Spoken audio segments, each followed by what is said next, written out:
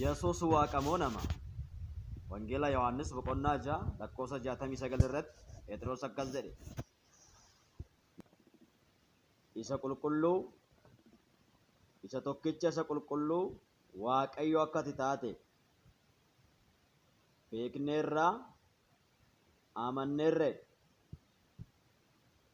Gaafa Phexros akkanattiin jedhu Yesuus lakkii dogongorteerta, ati isa tokkicha Waaqayyo qulqulluudha naan jechuu keedhaaf yaada sirrii miti jedhee isan sirreessine yookaan isan dhorgine.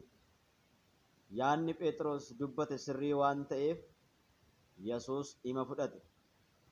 Yesuus waaqamoo nama isa jedhuuf Yesuus isa tokkicha Waaqayyo isa nuyi itti amannee fi isa nuyi beekneedha.